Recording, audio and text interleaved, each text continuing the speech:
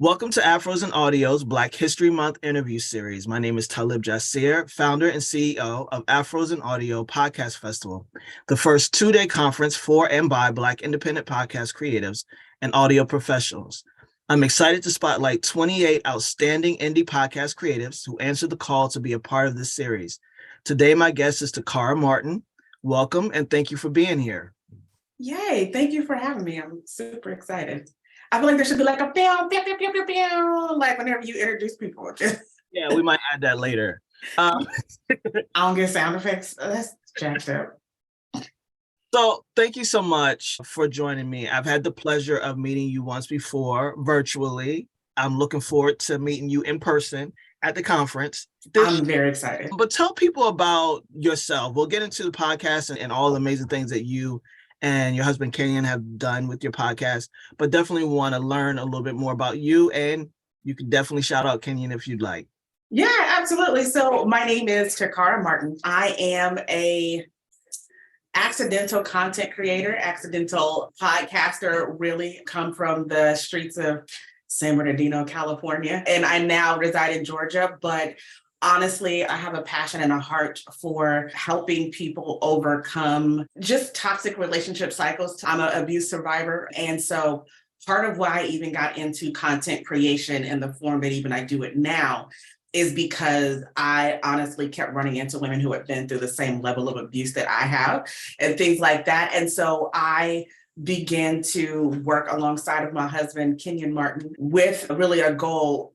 We started out wanting to save marriages and save all the married people in the world, but then ended up coming away from it saying, dang, it's a whole lot of broken folks out there too. Like, how do we reach them? How do we touch them? And that's how we started out as relationship coaches. And then we pivoted into a different model or a way to model healthy relationships. So that's what brings me here today. And I'm trying not to just word vomit it all out in one setting, but yeah. No, thank you. And that's something that's very near and dear to my heart too. Relationships are, when chosen, when wanted, is where it's at, right? Because that's its own thing. Yeah. And being able to have a supportive and integrity and responsible and loving and caring and all of the things that each individual wants is not specific to genders, it's not specific to who we are. We all want to be seen, loved, and heard and respected. Exactly. Honored. And it's something that I definitely resonate with myself. So I appreciate your work in it because it definitely aligns with the work that I do as well in the coaching space. Okay. About the podcast with some S's on that. Podcasts, yeah. It started out with Kenyon and Taccara Martin Ask the Martins. Again, we were answering relationship questions and things like that. We've been doing it now for 7 years. And going through probably about 6 seasons of that. After a while, it's like, number one, we started to get repetitive, the same questions over and over again. So in between that, we wrote a couple of books to answer those questions. And then at the end of it, as you've seen, obviously being with what you do, everybody and their uncle had begun to be not just a podcaster, but a relationship podcaster. And we honestly started to think about what are some other ways that we can connect to our audience. Our audience is largely affluent women, affluent Black women that listen to our podcasting and were coming to us with questions and were honestly spending the most money with us. And really after a while, they got sick of people wagging their fingers at them and saying, you should do this and you got to do this and you got to treat your man this way. And after a while, it was just like, how can we better communicate and model healthy relationships? And that's where our first podcast, Unmasked, was born. Because as a coach, we coached a lot of women through heartbreak and why do I keep ending up in these cycles and why do I keep attracting these same types of jokers and all of that stuff. We were like, what if we created a character? Because I still believe that people learn largely through story. You know, what if we created a character and modeled her after not just the women that we have coached and helped through these situations, but also myself? Because again, I can relate to y'all because I've been there. And so we created this whole story around a woman who was going through the same type of scenarios that we had coached hundreds of women through. And so Unmasked is really about a woman who is a boss. She's a six-figure earner. She's about her business, but she's still messy. And so it's like, how do you help her out of her mess? And we basically chronicled her life and her breakthroughs that she had throughout her journey to therapy. And so we journeyed her story to healing. And everybody was like, okay, we want more. What else do you got? And so after that, understanding that people were in love with the whole idea of the relationship space, and I am an avid romance novel listener, I then wanted to do a Christmas movie, but in a podcast format, because as soon as November 1st hits, I'm watching all the Hallmark and BET and Lifetime Christmas movies. Like, it's just there. And so I created then from that a scripted podcast that's centered around a love story. But the same thing was like, we didn't want to just have a love story. Marketing consultant goes home to a small town, meets a great guy from her high school. They reconnect and fall in love, and she helps save the town with her marketing skills. No, I wanted something different. And so I took an affluent Black woman in the space of venture capital in tech, and I put her in a position to meet another rich, powerful man and got them together. And really, the whole moral of that story was about women being told that they had to soften up in order to be loved. And the story actually disproved that myth in a way. So there's that. And then other stuff coming, but I'll be quiet because I feel like I've been talking for forever. No, that's great. You answered the question, and that's what we wanted. Okay. I appreciate that. And two things came up for me. One, it's very much mission focused, mission based, the work that you do. It doesn't sound unintentional at all.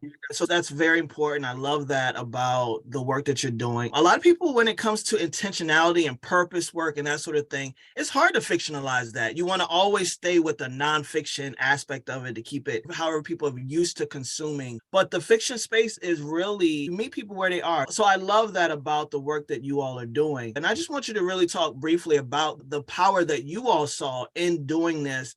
As a podcast, you've written books, so you know what that does. So why choose podcasting at this stage for this particular content that you want to put out? I think you have a captive audience with audio. I think TV, a lot of times, if you're busy, especially if you're a busy professional, my husband, when he and I lay down, like, we'll turn on TV, but we're still both scrolling our phones. And then we'll be like, oh, shoot, I missed what they said. Let me rewind. And so that way, it's like one of those things where it's like, you don't always have your focus 100% on TV. And so I'm friends with a lot of script writers who do amazing work in the television space, but still, I started to notice myself even getting fatigued with all of the different shows and knew this, and knew that, and binge this, and binge that. And so what I noticed was, especially during the pandemic, I had began to listen to a lot more podcasts and audiobooks. And it was never when I was just laying down, because if I'm laying down listening to something, I'm falling asleep.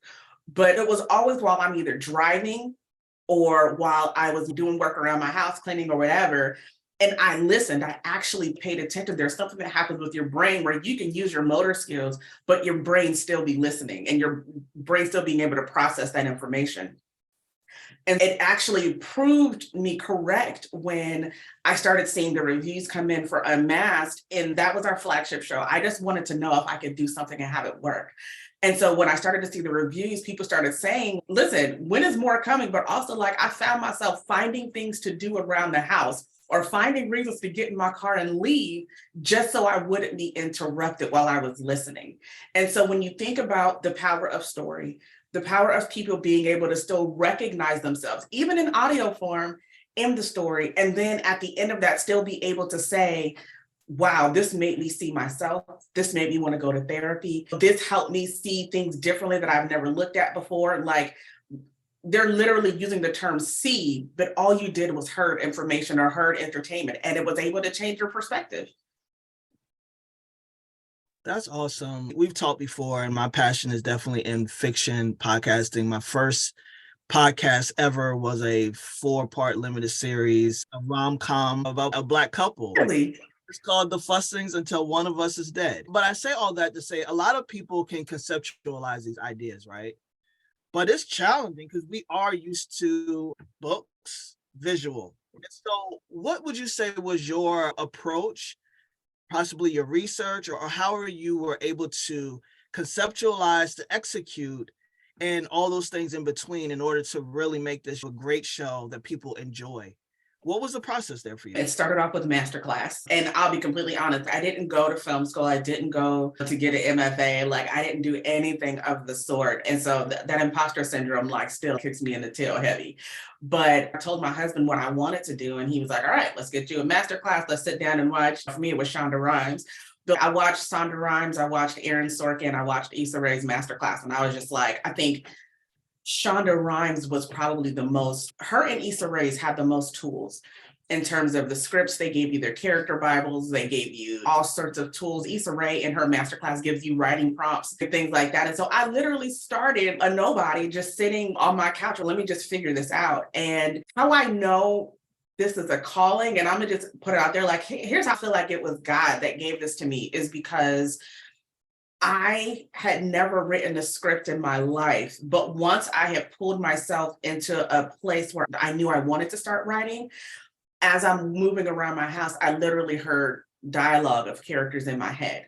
And so the very first scene of Unmasked, when you turn that on and you hear the phone call come through from Kenyon's daddy, who's a very thick, heavy accented Nigerian man, that was the very first scene that I heard clear as day in my head as I'm moving around the house. And I wrote that out. And so once I started to do that and I started to actually formulate a script, which was poorly formatted, because again, I ain't never done this before, I hired a writing coach and I gave her a whole bunch of money. And I said, hey, if I'm terrible, I'm gonna give you this money and you read this pilot and you tell me if it's terrible, and you could keep my money, but just tell me to stop now. I don't want somebody to be like, yeah, you just keep on going. I don't need that kind of coach. Like, I need somebody who's gonna tell me, like, girl, you need to stick to your day job, go do whatever it is that you do. And she didn't. She was like, I love it. It was funny. It was witty. And so from there, I literally worked with her. Every script I got, I sent to her. She gave me feedback or whatever. And then the rest of the process was trial and error, because there aren't a lot of podcasts out there that will talk about this form of podcasting. And if there are, they're not a lot by Black people. There's a lot of sci-fi scripted podcasts out there. There's a lot of stuff that we can't necessarily relate to. And so I had a really hard time really figuring out the direction to go. And so I just really created my own template from that in terms of learning how to do it. And I took a screenwriting approach and just translated it into the audio form, and it just happened to work. But from going to Fiverr to finding really terrible audio engineers, so I had to do season 1 myself, to doing the casting and finding my characters and just saying, hey, I don't have a whole lot of money, but would you want to be involved in this? And people saying yes and signing up for not a whole lot of money, and just really being able to like pull it all together. Like, season 1 was entirely a Taccara Martin production in terms of the writing, producing, casting, sound design. And I use that term sound design like very loosely, like I'm sorry. But as I got into it, I'm African. So I'm like, I'm gonna learn all the jobs anyway, because I need to know how much you're gonna charge me. And see, I need to know if it's gonna be worth it you charge me. So I need to know how to do it. But I just went down the list and learned every piece of the puzzle. And so now, as we go into season 2 and as we start to produce other shows and other pieces of content like that, I now can figure out what I need and what I don't need to be doing myself based on the entire year of just literally piecing everything together. I hope I answered that. Okay. Completely answered it. I know it's going to support a lot of people. Sometimes we have to do it all to know what no longer to do. Moving forward. Perfect. Perfectly stated. Absolutely. And so the other option is to say, never mind. Yeah. Do that. So that's an accomplishment in and of itself. It really is. And I didn't. I feel like if I didn't have the coach pushing me and telling me that actually this is good. And then my husband is a really tough critic. He's my husband and he's my best friend. And he would tell me like, girl, this is trash. And so between the two, if they didn't tell me to keep going, I probably would have stopped. But having that small circle of support to be reading these scripts and telling me to keep going was the main fuel that I needed. That's awesome. Shout out to Mr. Martin and your script writing coach. Yes, Eunice. Shout out to Eunice. That's yes. awesome. So what would you say as you moved through Unmasked, you moved into the Christmas short that you did, Yep. and now you're including other shows that you are ready to mention or not ready to mention just yet? So it's not so much shows, there are going to be several shows and audiobooks. Big picture is that I started out saying, because I love audiobooks so much, and because there's only so much you can do with the character and their backstory in a season, I was like, oh, what if I gave all of my characters their own romance novels and love stories? And what I started out doing was pitching these other audiobook production companies and saying, hey, I want to write these stories for my characters and have them be romance novels. And here's my scripted podcast. And here's what's going on. Here's the numbers, like all that stuff. And nobody responded. And as a creator, I'm sure everyone can appreciate the no's or the dead silence, like of just trying to reach out and be like, hey, I got this great idea. Don't you want to support me? And nothing. And so friends with Kev on stage, and I saw what he was doing. I was like, shoot, why don't we do the same? And we have audiobooks already in the audiobook store. And I think for every book we make maybe $1.50, $2. And so my thought was, instead of pitching this to people, I don't want to be invited to your table. We're just going to build the table. So we're actually building an app. I'm about 80% done with the very first audiobook that's going to go into that story. And then on top of that, Apolog is the name of our app. Sorry. So Apolog will host all of our stories. It will host our shows. It will have many podcasts and many love stories in there, as well as audiobooks, as well as affirmations, really for Black people. There's not enough content out there that speaks to us. And so there's affirmations for us. There's sexy affirmations for the ladies. And I'm very excited to say that we've just signed on probably one of the most popular male audiobook narrators out there today to come in and do not just a story for our launch, but then also like he's going to be doing some sexy affirmation meditations to come in there too. But it's really combining everything we love about different mediums or different types of stories, specifically Black love stories, and putting it into an app. And so our Christmas podcast, which was a soft girl season, is going to have a continuation, but then we're also going to build a series from that as well. And I don't want to give that away because I want people to listen to a soft girl season journey so they can know where we go next with those stories. But there'll be different verticals and mediums coming through. I love everything you just said. It is so dang ambitious. Because isn't it? It's ambitious because you're creative, and I can relate to that. Every idea that you have that's in alignment to you, I say all the time, there's 8 billion people in this world. The fact that the idea came to you, it means it's yours to realize, and you are capable of realizing. Okay. Thank you. But I am curious to know how you're keeping it all together, how you are moving it forward. What's your organizational style? How do you prioritize? As a coach, we have people talking, myself included. Just because we here don't mean we got all our ish together, right? Yeah. Some people say, I have so much to do, I have so much to do. I say, yes, you have so much to do, but you only have one thing to do first at a time. So what is your prioritization? What's your organization around deciding, okay, what gets to go first? What gets to go second? All of that. What's that for you? I am unique as a creative in that because I still work corporate jobs, I live my life by a calendar. And I have really begun to take advantage of time blocking. But does Tacarra have it all together? It looks like it. And even my office and my desk look like it. But you can't see, but there are 4 different monitors on my desk right now. And so all serve a different function. And so,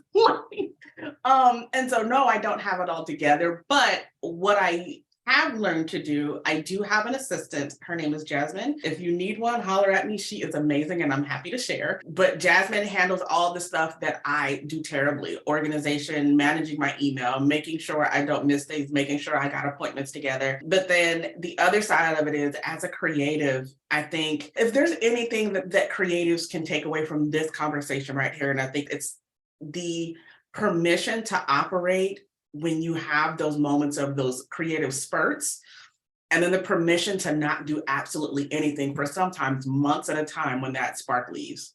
And I say that because I'm a person where overwork is my default. Overwork is my love language. And a lot of the stuff that I do, I love. So I don't even realize that I'm burning myself out until I'm in a creative rut and you haven't seen me on social media, you haven't seen me anywhere. And I'm not like depressed, but it's just like I've hit a wall. And so, for example, I have a ClickUp board and everybody uses different project management tools. So there's Asana, there's Monday, there's different ones. I use ClickUp and I have several ClickUp boards, and each board has its own project and each project has its own schedule.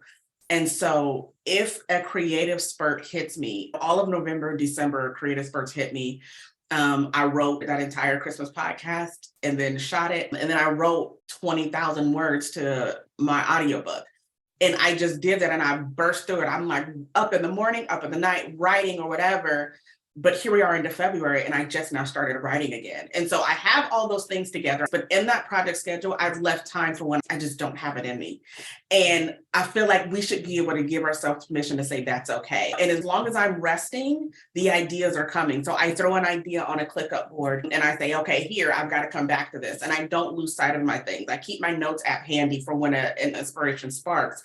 But I am a person where, especially when it comes down to my writing, I do not write if I don't hear the voices. And so if I'm not writing, I'm organizing, I'm strategizing, I'm putting things in place in terms of the day-to-day outreach, connecting with potential sponsors and things like that. But I actually have to segment every part of my life to what is going to move the creativity forward. And ClickUp has Monday through Friday. And if all I put on Monday for this week, which, and this is very true, all I put on Monday for this week was to delegate stuff to Jasmine so I didn't have to deal with it. Because that's creatively where I am this week.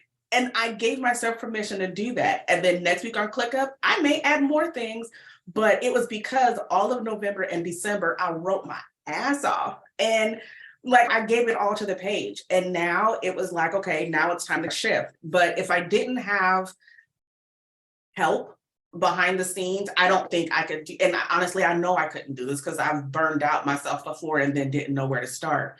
But when I'm not able to create, I have a team behind me that says, all right, here's what we're doing behind the scenes. So when she's ready to go, we're ready. And I still do my meetings and stuff and schedule status updates for the app development process and stuff like that. But I organize according to where the creativity is at the moment. And if it's not here, then I've got to be doing other stuff to move that needle forward.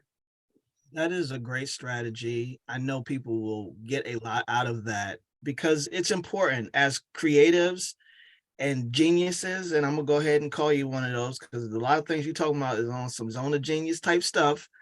Type of time. You're right. Giving yourself permission to say, listen, I did the damn thing. Now I get to do not a damn thing for a minute. For a minute. Procrastination is sometimes a part of the process. You are thinking, like creative folks like yourself, like myself, it's not a time that there's not things swimming and circulating in the brain. Mm-hmm. Ideas are coming. And so sometimes I'm processing the entire time and it's able to filter out what we're going to work on and what we're not going to work on. So I think that's great. I love that you have been able to find a way to remain ambitious, remain committed, but also remain organized and giving yourself the grace that you deserve in the work that you've been doing. It was lots of therapy that just helped me there. It's funny. My husband and I are home shopping right now. It's almost so empty behind me. We're about to move. We were home shopping and our realtor was like, seriously, and I'm very picky about the space. Like I need writing space and I need multiple writing spaces in my living environment. And so like we've turned down so many houses because she was just like, well, what's wrong with this? I'm like, there's nowhere for me to chill. There's nowhere for me to write. Like, if I can't have a space to write, the creativity is not going to come. And they're just like, okay, chill. But it was just so real to me. And I'm just at my big age of 40, I've just now reached a place in my life where I can honor my need for the space that I need to be able to do what it is that I want to do. And I think it's cool, like honor that, honor your need to rest, honor your need for creativity, honor your need to connect to other people, but like by all means, definitely give yourself those permissions to just be and watch the creativity come. I love that, Tacarra. I really do. What has been your biggest win so far with the content that you've created, the podcast? What would you say has been your biggest win? Oh man, winning the Black Podcast Award. Like I was like, yeah, Listen, I have never won an award like that before. I didn't even know how that stuff worked. I just submitted it just to see. I know there are other podcast awards out there, so I learned. But for me, it was important that that was the first, that my peers, Black people, listen to that, recognize it, appreciated the music, because Unmasked season 1 was heavy on the soundtrack. Like, we had a dope soundtrack. And so for that to be my very first piece of art that I put out that was just me, everything else I've done over the last 7-8 years has been, it's always Kenyon and Taccara Martin, and it's always been us. And even though my husband acts in the podcast, he's one of the main characters, it was still my words on the page that these people brought to life. And being able to have other Black people listen to that and recognize that it was another dope piece of work, I was just, that was my biggest win. So I'm just like, go, what else? Who's gonna stop us? Nice. How would you say podcasting, and specifically being able to express yourself and the things that you want to put out in the world, how's podcasting changed your life? Oh man, it's changed everything. I started out listening years ago to the only people I knew of at the time. Like, years ago, it was Gary Vee, who was Marie Forleo, and Amy Porterfield. And so these are all amazing giants. And when it came down to what I wanted to do, everything that my husband and I started began because I was watching all of these other people who didn't look like me do things. And I'm just like, arrogant as it may sound, babe, we could do that. Like, this would be awesome. We could do that. And every opportunity that we've had, every door that has been opened, every epiphany and idea that has come to me has come from me being a captive audience to someone else's podcast that sparked an idea in me. And so podcasts have literally changed my life from that alone. Like, it literally has given me so many different tools to succeed and move the needle forward and move my vision forward as I go in 2023. You're doing amazing work, and congratulations on the Black Thank you. Award. That's awesome. In this moment, you talked about the podcast and the books, and we'll put all that in the description, but is there anything else that you want to specifically let folks know about and promote? Man, I would love for y'all to just follow Apolog Stories, and I'll send you the link to that when we get done. But really just follow Apolog Stories, pay attention to our journey. We're going to be putting out Black love stories for the culture. And so would love that support, just to follow along with Apolog and watch where we go next. Okay. And one curious question I have for you, you mentioned a team previously, and you talked about Unmasked, and that was like a team of one. And you have the cast, so they are a part of the team when it comes to making sure that you have a great audio product at the end. What is your expansion goals for the team as you move forward? Oh, big goals really are to bring on a full-time audio production staff. I'm a person where I ask people their rates, and yes, we do have a budget attached to it, but I'm a big person where I love to give Black people my money. And so my goal is to Black audio engineers on full time. The other side of that is like hire writers. And I actually have hired a couple of writers just to help with like different things. And so shout out to Miranda Parker Bolin, who's right now writing for that show with MC Light. I've got Brian Sparkman, who's another one of my really good friends who I met on Twitter, who is joining us for writing. And then Paulina Warda, who's another one who's coming in and was just like, she's like the Polish girl from New Jersey with a lot of spunk, and she is just, what you want to do, let me be a part of it. And she just bulldozed her way onto the team, really. And so I would love to be able to really hire more writers, obviously Black writers. Paulina's not Black, but she is my sister. I want to be able to bring in more writers to be able to help push these stories forward. I think about the Netflix model and how Netflix dang near almost went bankrupt because they licensed so much content. And for Apolog, I really have the goal for us to be able to hire and own our content and be able to pay writers a reputable living wage so they don't have to be on Twitter complaining about how writers don't make nothing. That's the biggest thing, is just to be able to employ writers and continue to grow the brand. Awesome. I asked that question because I want folks who are listening, who have that skill set and can support, to reach out, because it's great work that you're doing. The entertainment value is there. You've already accomplished so much. And so I say that to say that the sky's the limit, and I see you reaching the sky and beyond. So definitely it's an opportunity for people to join the team of the Martins. Thank you. and be great with you. So that's awesome.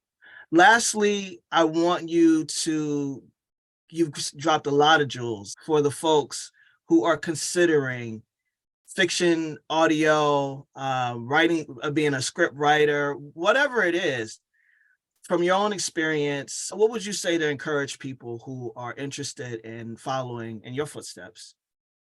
Oh, I think it's never too late to start. I'm 40, my husband is about to be 50, and we're just now finding out the things that really drive us and that really light us on fire. And I think if we would have sat back and looked and said, those people are doing it and they're much younger than us, and we wouldn't have started. So that it's never too late to start, but then also honor your journey and not measure yourself according to where other people are going. It can get very depressing. I was literally just there last night and I had to kick myself in the pants and say, hey, listen, that's not your journey. And you have to look at the footsteps that you're making and the strides that you're making where you are and where you're headed. Last thing I would say, find a mentor, whether it's a distant mentor or someone that you can connect to. I am a big proponent of learning people's journeys and finding out what took them from where they were. And I would say definitely listen to the stories of people who are where you want to go. Issa Rae has been very good about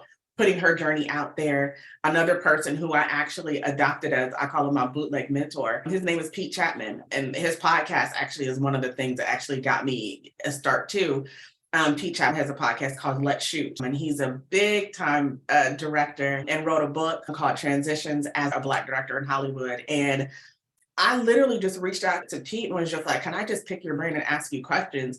And he said yes. And he responded and was just like, this is somebody who's like out there on the set of Insecure, on the set of Grey's Anatomy, on the set of Flight Attendant on HBO, and just like out there. And I was just like, can I just ask you 3 questions? And he was like, ask me 5. And it was just like, dope. And so now anytime that I'm doing something new, I shoot him a text like, hey, I don't want you to promote this. I don't want you to shout me out.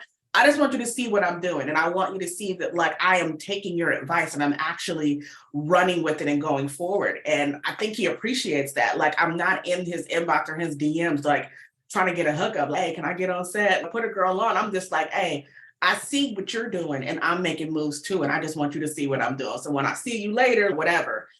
And I think there's so much value in having someone that you can be accountable to, even if they're not like always coaching you, but having a goal and a direction that you're headed, looking at that mentorship, I think takes you so much further than just trying to sit at home by yourself and figure it out on your own. Absolutely. You said 2 things that are definitely aligned with my coaching philosophy. One is if a person exists, you have access to them. Hit them up. They might Yes, not respond, but don't be afraid to hit them up because we all humans, we all people. absolutely. Some of us are waiting to be hit up. I'm getting out of that. You and what's his face from Black Podcast, like y'all gonna make me okay with hitting people up. So y'all have definitely taught me that more and more. Absolutely. So people exist and we have access to them and never think that. I used to tell my son when he was younger, I'd be like, never think someone's out of your league. They might be, but don't think that. Like they might not even think that. Like you'd be surprised. Like Exactly. And the second thing, which I think I may have forgotten, so let's move on. But yeah, you are absolutely right. And I think that encouragement and those words really help to kind of put it all together. The intention that's it's coming to me now. The intention, right? That intention and saying, this is what I want to do. This is who I'm going to reach out to get it. This is what I want to do. This is what I'm going to learn in order to do it. That intention accelerates so much of the process than when we're just simply saying, I want to do something and I don't know how. Okay, that's true. ooh, Go ahead, please. I was gonna say too, and then I don't know how, but then the other thing is don't be afraid to pay to be in some of these rooms with people that you want to learn from too. And I think it took me a very long time to realize that there are a lot of people who are further than I am today because they didn't think it was too big to pay to be in some of these rooms to ask some of these questions too. And that's what I'm learning. And so I've actually made it a commitment this year. Afros and Audios podcast conference is going to be one that I'm going to, but there are just different places that I know that in order to get to the next level that I'm trying to get to, that I need to be in, And there's no way that I'm going to get there unless I pay to get in that room. And so, like, I think that we have to, in 2023, stop looking at price tags and being like, oh my God, like we treat it as it's a barrier to entry when really, like, it really is your golden ticket. And all you have to do is just buy one and just get into these doors and into these rooms. Like, I promise you, there's so much out there for you. Introverts, get out of the house and get into those rooms. Preaching to myself. Absolutely. And listen, I preach to myself often as well. Abundance is on the other side of scarcity. Yeah. So we got this and you got this. And I'm so glad to have had this conversation with you today. Anything else you want to mention to the folks besides letting people know how to find the content? And we'll put it in the description, but specifically your social media, website, and that sort of thing.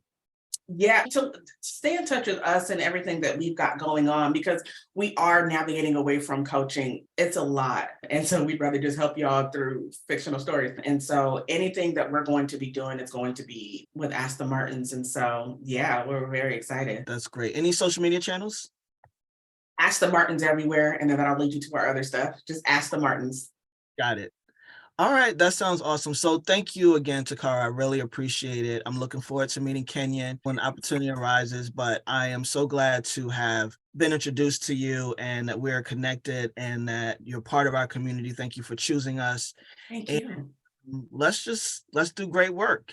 Absolutely. I'm looking forward to it. Let's do something. Now that I know you write stuff, I'm going to be hollering at you. Let's go. Let's go. I'm looking forward to it. So I'm going to close this out and ask you to just stay right there for me.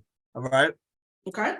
So I want to give a big thanks to our Afros and Audio and Black podcast community for supporting our commitment for community and collaboration. If you'd like to join the Black Podcasters Association, the link will be in the description below. And if you want to join us at the 5th Annual Afros and Audio Podcast Festival, visit bit.ly/AFAU-FAQ, also in the description. Follow us on all social media channels at Afros and Audio. And thanks again to Tacarra for being a part of Afros and Audio's first ever Black History Month interview series. I really appreciate it. Thank you so much. I'm very excited to be here. Thank you for having me.